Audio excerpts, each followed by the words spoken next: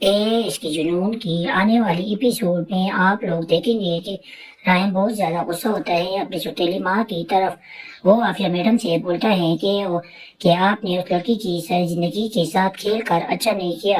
وہ عافیہ میڈم کو فائل بھی دکھاتا ہے جس پہ وہ ساری میڈیسن لکھ کر ڈاکٹر کو دیا کرتی تھی۔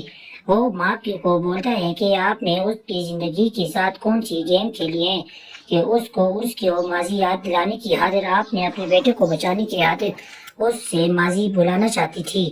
نہ جانے کون سی میڈیسن اسے کھلوائی ہیں۔ یہ آپ نے اچھا نہیں کیا، آپ نے تھوڑا شرم و حیا نہیں ہے۔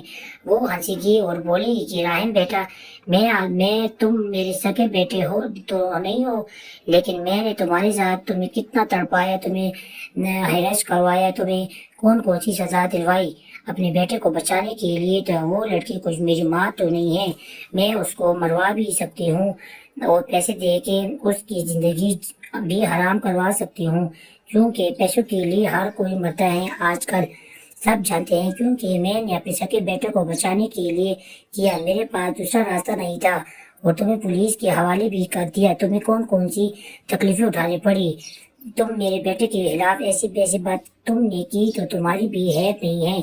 وہ کسی کو سچ نہیں بتا سکتی، کیونکہ اگر وہ کسی کو سچ بتائے گی تو اس کی زندگی پھر سے عذاب ہو جائے گی۔ دوسری طرف یہ ہوگا کہ لوگ اس پہ اعتبار نہیں کریں گے، کیونکہ تم نے ایمن کے ساتھ نکاح کر لیا ہے، تو اب لوگوں کا شک یقین میں بدل گیا ہے۔ لوگ سمجھے کہ سچ میں تم ہی نے ایمن کو مروایا تھا اور اس پہ ظلم کیا تھا، کیونکہ تم نے شادی کر لی ہے۔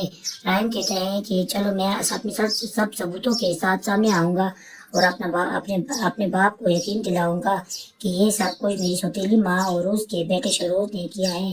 میں نے ایسا کچھ غلط قدم نہیں اٹھایا، میں آپ کا سگا بیٹا ہوں، آپ نے میری تربیت کی ہے، میں آپ کے خلاف کچھ ایسا کام نہیں کروں گا جس پہ لوگ آپ پر انگلی اٹھائے۔ دوسری طرف ایمن کی ماں کو ایمن کا باپ ہر وقت یہ ٹرن دیتا ہے کہ تم نے اچھا نہیں کیا اپنی بیٹی کو اس کے ساتھ نکاح کروا کر، اس کے ساتھ شادی کروا کر، کیونکہ ان لوگوں پہ مجھے یقین نہیں ہے۔ یہ امیر لوگ جو ہوتے ہیں نا، یہ غریب لوگوں سے فائدہ اٹھاتے ہیں، وہ ہماری بیٹی کو کسی طرح سے بھی کوئی نقصان پہنچا سکتے ہیں۔ اگر ہماری بیٹی کو کچھ ہو گیا تو کیا ہوگا، کیونکہ ہماری بیٹی نے پہلے سے بھی بہت تکلیفیں اٹھائی ہیں۔ اس کی ماں اس کو تسلی دیتی ہے کہ بس کر جاؤ، اب تو راہم پر یقین کر لو اور اس کا اعتبار کر لو، وہ ہماری بیٹی کا اتنا خیال رکھتا ہے۔ اگر وہ آج نہ ہوتا تو ہماری بیٹی یہ میڈیسن کھا کر اس کی پرانی عادت تو بالکل چلی جاتی۔ یہ ان ظالموں کی وجہ سے ہوا ہے، عافیہ کی ماں، عافیہ میڈم کی وجہ سے اور شہروز کی وجہ سے، لیکن اب سب کچھ سامنے آنے والا ہے۔ تم اپنی بیٹی پر یقین رکھو اور اپنے داماد پہ یقین رکھو، ایسا کچھ نہیں ہوگا۔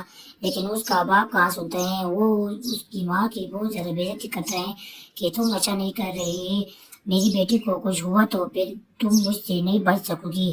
ایمن کی ماں بولتی ہے ٹھیک ہے، ایسا کچھ نہیں ہوگا، کیونکہ وہ ہماری بیٹی کا بہت زیادہ خیال رکھ رہا ہے اور ان ظالموں کو ضرور سزا دلوائے گا جن لوگوں نے ہماری بیٹی کے ساتھ ظلم کیا تھا۔